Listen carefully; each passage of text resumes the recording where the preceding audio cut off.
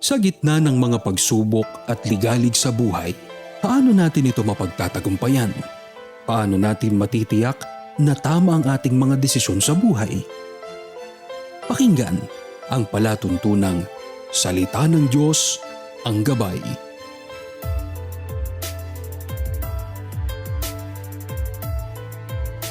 Magandang araw po sa inyong lahat, mga mahal po naming taga-subaybay. Muli po ninyo kaming makakasama sa pagkakataong ito. Dito po sa ating programa, Salita ng Diyos ang Gabay. Inaanyayahan po namin kayo na samahan kami sa buong panahon itong ating pagtalakay na ito sa isang napakahalagang paksa. Kami po ang makakapiling ninyo. Ako po ang kapatid na Wally Taray. At ako naman po ang kapatid na Vincent Valdez. Sana'y nasa mabuti po kayong kalagayan saan mang dako ng mundo po kayo naroroon. Magandang araw po, kapatid na Wally. Magandang araw, kapatid na Vincent. At ang ating pag-uusapan sa pagkakataong ito ay ang gabay ng ating Panginoon Diyos ukol sa marapat na paghanap ng ikabubuhay. Opo. Napakahalaga nitong ating pag-uusapang ito at sana ay makatulong sa ating mga taga-subaybay. Ang tao ay merong pangunahing pangangailangan. Ito'y likas na kailangan ng tao, yung tinatawag na basic needs. Totoo po yan. Ang ilan sa mga pangunahing pangangailangan o tinatawag nga po na basic needs ng tao para mabuhay, unang-una na, syempre, yung pagkain, yung food, yung inumin, kung tawagin ng iba ay potable water. Oo, yan ay essential sa tao para ang tao ay mabuhay. Pero bukod dyan ay meron pang ibang mga pangunahing pangangailangan gaya ng bahay o tahanan na matutuluyan o yung tinatawag na shelter, hindi ba, kapatid na Vincent? Opo.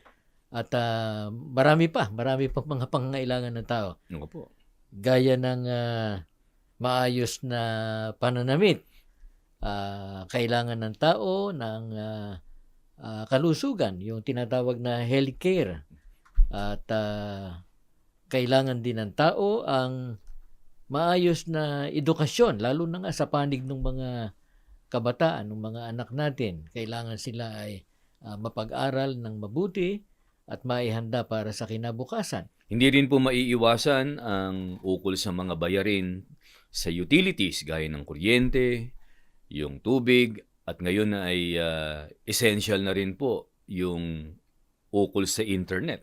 Lalo na nga sa panahong ito na ang new normal hindi talaga papayag ang marami na wala siyang data, wala siyang wifi, dahil sa bahagi na ng buhay ng tao ngayon nito Opo. yung online activities. Ngayon, upang matustusan ang mga pangangailangang ito, hindi maiiwasan. Talagang kailangan ng tao ay magtrabaho o maghanap buhay. At ang lalong may malaking responsibilidad na maghanap buhay, mga magulang po.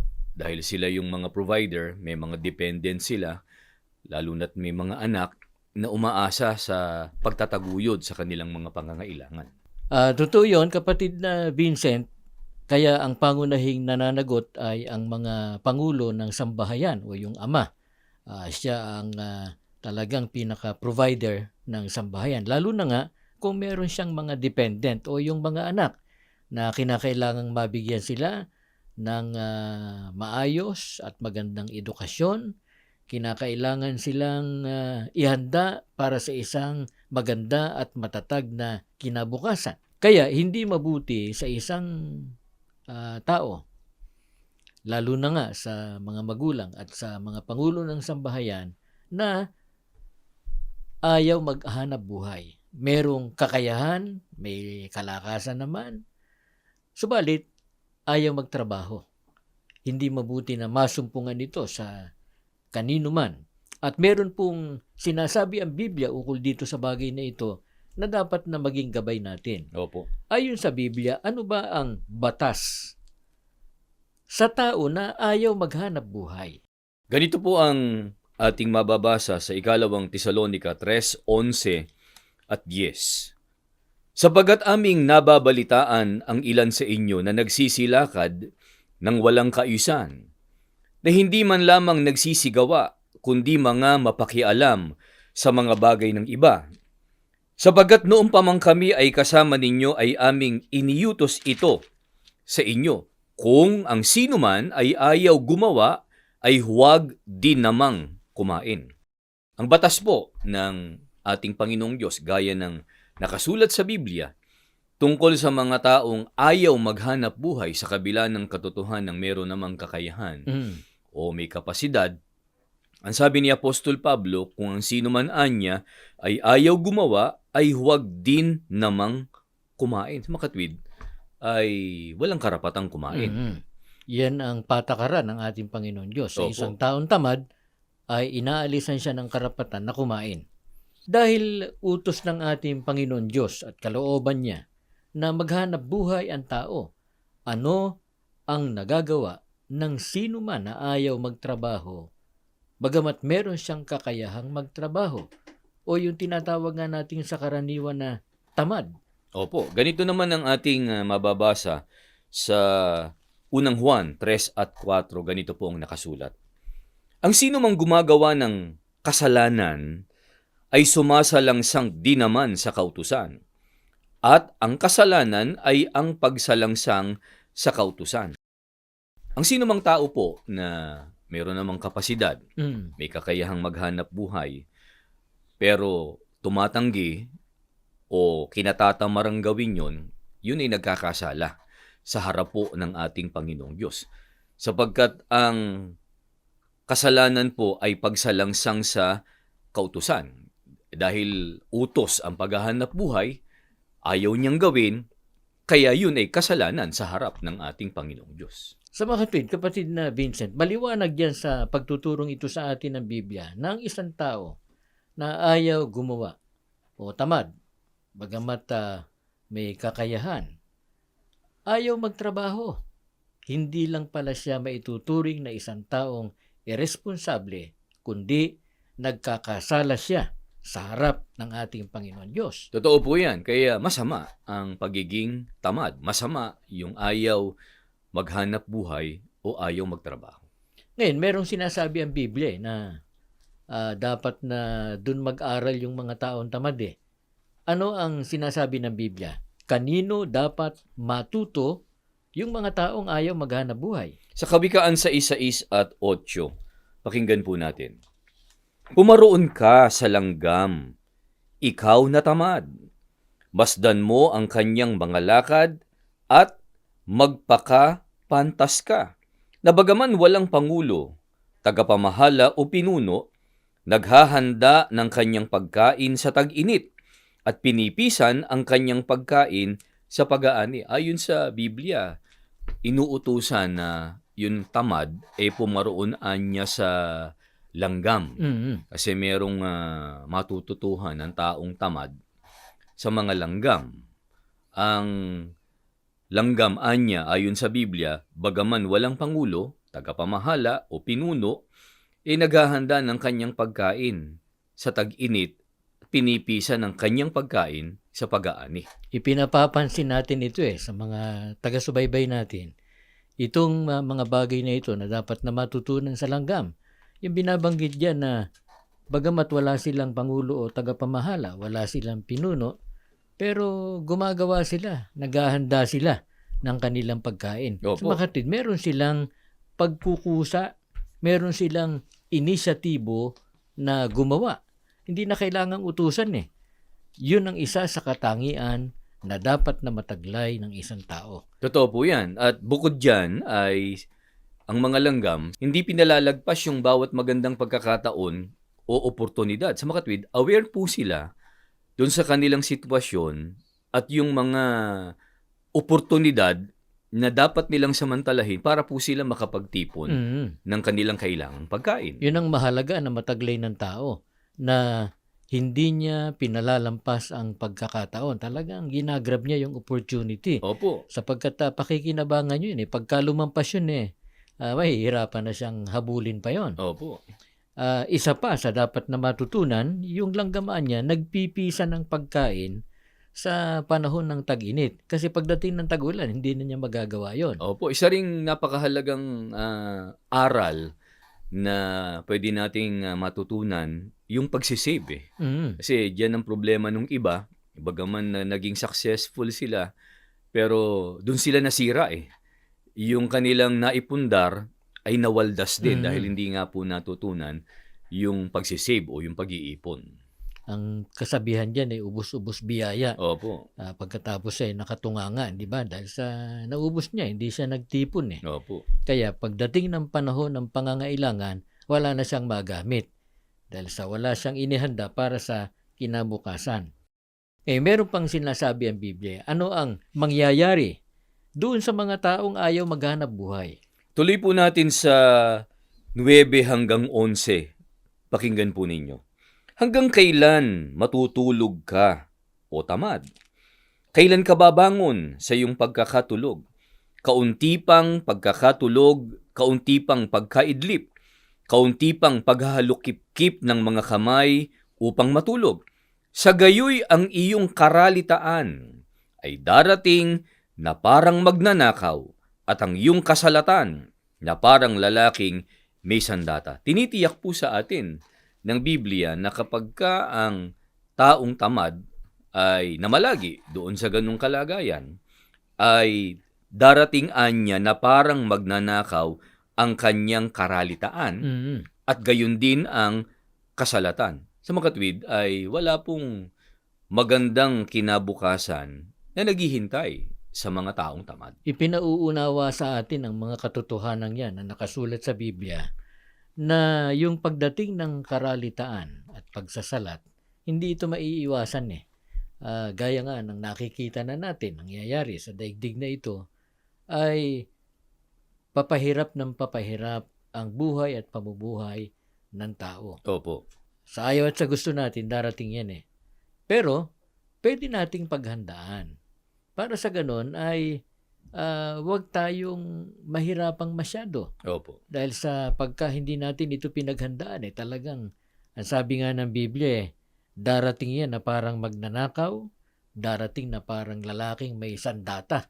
Talagang masasaktan tayo pagka hindi natin ito pinaghandaan. Kaya, ang kinakailangan ay maging masipag. Opo, dahil sa realidad naman talaga, pagka yung tao ay tamad, talagang wala namang taong na-promote o umasenso bunga ng katamaran. Mm. Pagka laging natutulog, yung kasing nakalagay sa Biblia hindi Opo. naman panahon ng pagtulog pero natutulog pa rin. Mhm. Ibig sabihin, panahon na sana ng paggawa, hindi pa rin gumagawa. Opo, yun ang isa sa mga kaibahan ng masipag sa tamad. Yung masipag, kahit panahon na ng pagtulog, kung kailangan pang gumawa, Oo. gumagawa pa rin. Kaya lang yung tamad, panahon na ng paggawa, tulog pa rin. Kaya pagdating ng panahon ng matinding kahirapan, ay yung mga taong yon na hindi naghanda para sa kinabukasan, hindi nagtipon, at ang ginawa ay puro pagtulog o nananatili dun sa katamaran, yun ang lalong magiging kawawa. Opo. Ano ang itinuturo ng Biblia na dapat gawin ng tao para sa ganun ay huwag siyang maalipin ng kahirapan at meron siyang maitustos sa kanyang pangangailangan o pangangailangan ng kanyang pamilya? Ganito po ang gabay ng Biblia, mga salita ng ating Panginoong Diyos sa Efeso 4 at 28.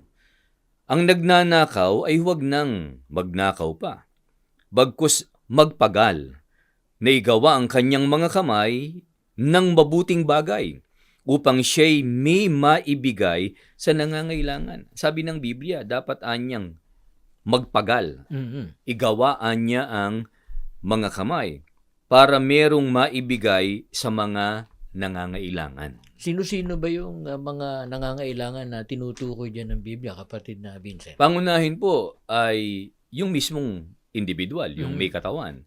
Sabagat meron siyang pangangailangan para siya mabuhay. Yun nga nabanggit na po natin sa pagsisimula ng ating pagtalakay, yung mga basic needs. Hindi naman pwedeng habang panahon ay iaasa niya yun sa kanyang mga magulang o kaya ay sa ibang mga tao. At kung meron ng pamilya, lalo't lalaki bilang padre de pamilya, may mga dependent na aasa sa kanya yon, yung kanyang asawa, baging yung kanyang mga anak. Lahat ng yun, lahat ng kanilang pangangailangan, obligasyon niya na tustusan. Para magawa niya yon, ang sabi ng Biblia, kailangang magpagal. Sapagkat paano niya matutugunan yung mga pangangailangan yun para sa sarili niya at sa kanyang pamilya na umaasa sa kanya kung wala naman siyang hanap buhay. Kung yun nga meron ng hanap buhay kinakapos pa rin sa Totoo po panahon yan. ito. Opo. Hindi lalo na yung ayaw namang magtrabaho. Opo. Kaya kawawa ang kanyang magiging kalagayan. Pero meron tayong dapat na maipaunawa sa ating mga taga-subaybay. Sapagat meron binabanggit dyan sa binasa natin na dapat na maging uri ng hanap buhay. Opo. Na dapat gawin ng mga tao, lalo na nga ng mga lingkod ng ating Panginoon Diyos. Napakahalaga po na ito'y maipapansin natin sa kanila. Ang sabi, magpagalaan niya na igawa ang kanyang mga kamay ng mabuting bagay. Sa makatwid, hindi dapat illegal. Walang halong pandaraya o panglalamang sa kapwa at gaya ng nababalitaan ngayon, hindi dapat na yung kanyang kinikita ay galing sa korupsyon o yung Tama. corrupt practice, yung kanyang paraan ng paghahanap buhay. At hindi lang ito napakasama sa paningin ng mga tao. Hindi lang ito labag sa batas ng tao, kundi higit sa lahat labag yan sa batas ng ating Panginoon Diyos. Opo. Nang ikinabubuhay ay galing sa nakaw, galing sa pandaraya, galing sa masamang kaparaanan. Kinakailangan ay matupad natin yung kalooban ng ating Panginoon Diyos para sa ganon ay pagpalain niya tayo at ibuhos ang mga biyayang kailangan natin sa pamamagitan ng paggawa ng marangal at mula sa mabuting bagay. Opo, at binanggit din, gaya nga ng binasa natin kanina, wag na anyang magnakaw. Kaya hindi mabuti na yung ipinakakain sa pamilya, yung luho na ini-enjoy ng kanilang pamilya, galing po sa nakaw. Nakakahiya ang ganon. Opo.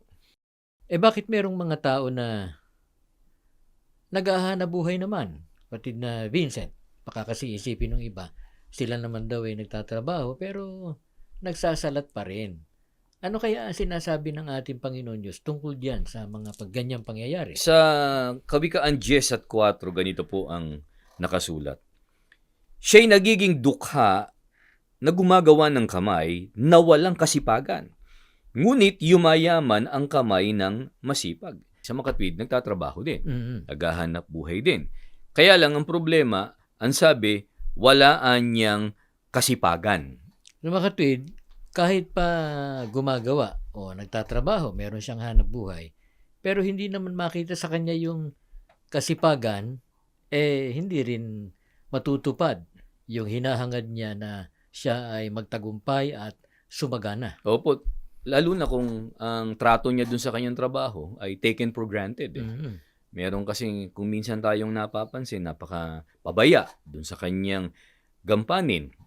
Kung magtrabaho ay ano pa ba, ayaw pagbutihin Yung mga iniaatas sa kanya ng kanyang pinaka-immediate superior o supervisor o yung employer, hindi niya nagagawa. Siyempre, yung employer o yung immediate na superior, hindi masisiyahan. Paano ipopromote yung ganun? Paano makaaasa yung ganun na pagka humingi siya ng dagdag ng kanyang sahod ay pagbibigyan siya kung hindi siya nakatutugon doon sa kanyang... Totoo yun.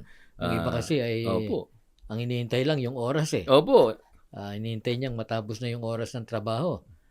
Pero yung quality ng kanyang paggawa ay talagang kulang na kulang. Totoo po yan. Pero ang kaiba yun naman po niyan, ang sabi ng Biblia, yumayaman niya yung kamay ng masipag.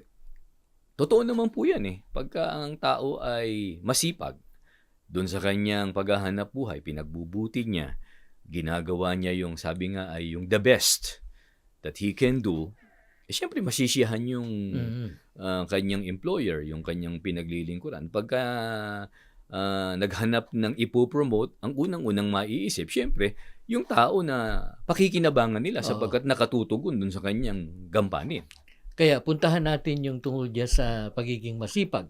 Ano ba sinasabi ng Biblia? Kung bakit yumayaman yung mga taong masipag? Ano ang matatamo ng mga masipag?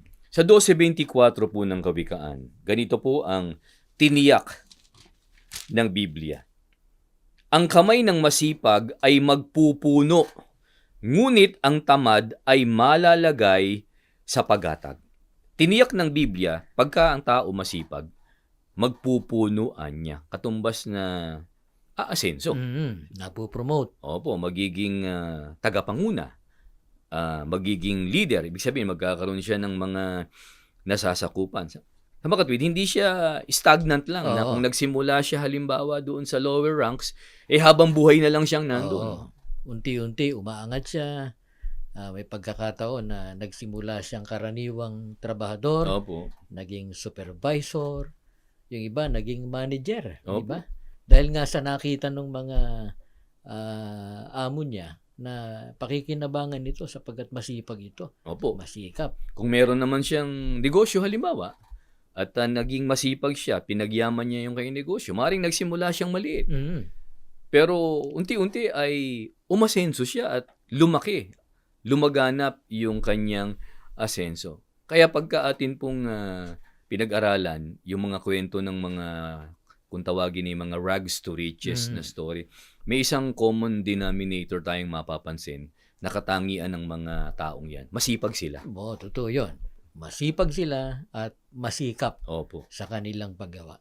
Mga mahal po naming taga-subaybay, sana po itong ating pagtalakay na karagaya po nito sa isang paksang ating napakinggan ngayon ay makatulong po sa atin.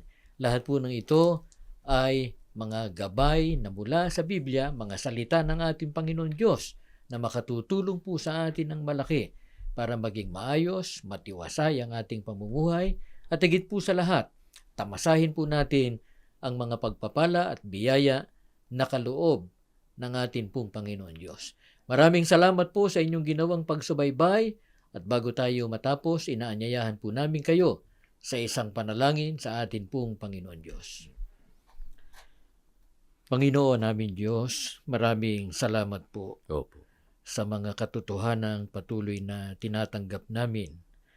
Ang mga payo mo po na nakasulat sa Biblia, Opo. ang nagsisilbing gabay ng iyo pong mga lingkod, Amen. tanglaw ng aming kaisipan, Amen. para kami ay mapanuto, huwag kaming mapariwara, at tamasahin po namin ang mga pagpapala at biyayang kaloob mo po sa amin. Amen. Alalahanin mo po ang lahat ng mga inabot ng palatuntunang ito. Opo. Sana po ang mga lingkod mo po na namumuhay sa mundong ito sa gitna ng mahirap na kalagayan ng pamumuhay, mahirap man ang sitwasyon, subalit sa tulong mo po, Ama, makapamumuhay kami ng mapayapa at Amen. marangal. Pagpalain mo sana ang kabuuan ng iyong iglesia. Amen. Sa pangunguna po ng aming namamahala, Opo. manatili po ang aming kapayapaan sa mga paglilingkod po namin sa iyo. Amen. Ang lahat ng ito'y magalang po naming hinihiling sa pangalan po ng aming Panginoong Hesukristo. Amen. Amen. Sumainyo ang palatuntunang salita ng Diyos, ang gabay. Maraming salamat sa inyong pagsubaybay. Nawa ang mga aral ng Diyos na ating napakinggan ang maging gabay natin sa ating pamumuhay.